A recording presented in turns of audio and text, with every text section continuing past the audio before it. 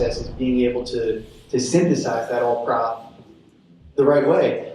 Because, if we talk to the defensive backs coach, and we talk to the linebackers coach, and they have very different ways of grading players, all of a sudden, we could end up drafting linebackers and not drafting corners because of kind of like a lack of calibration on our part. So that's one thing that comes to mind for me. I would say the teams that draft well don't have those points.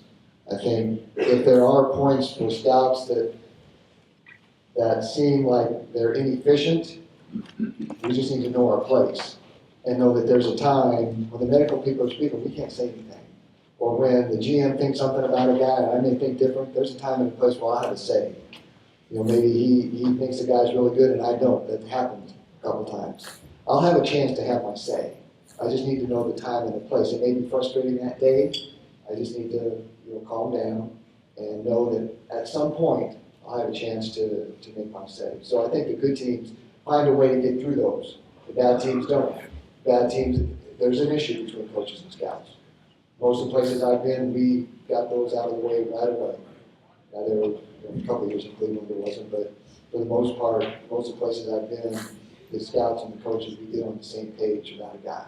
And the GM gets the coaches and the scouts together, and we have the same vision for players, what they look like, what they're supposed to look like. Yeah, I second that motion.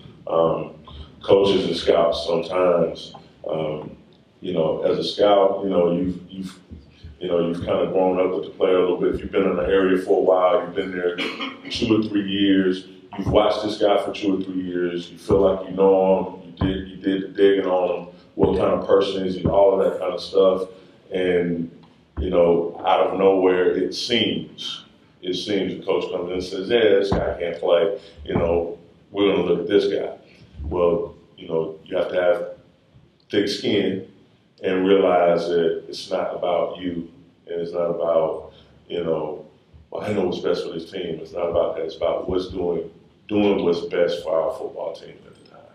So, that's just one other point there. And I can remember sitting down with the coaches one year, and we were going through 2 corners. And the coach really liked this one corner. And I had done all the corners, and I really didn't like him. And I liked this other guy, and he didn't like him. Eventually, I had to say something. I had to say, Coach, I think this guy's better because of this and this and this and this. And he's better than that guy. Now, I didn't make the final decision on who we drafted, but I at least had to say from my scouting point of view, this is what I thought the differences in these 2 corners were as opposed to what the coach saw. And hopefully, luckily we drafted the right guy, but so you have to have a conviction. What you say, you can't be wishy-washy. Just because a coach said something, I'm a scout, and he's the coordinator, I just can't sit back, well, okay, that's what you think. That's not what we're paid to do. There was another time, and I don't know if James was there or not, but this is one of those points that you just feel frustrated because you had a guy graded here, you go away for a week, you come back, all of a sudden the guy's up there and you had no say, you don't know why it happened.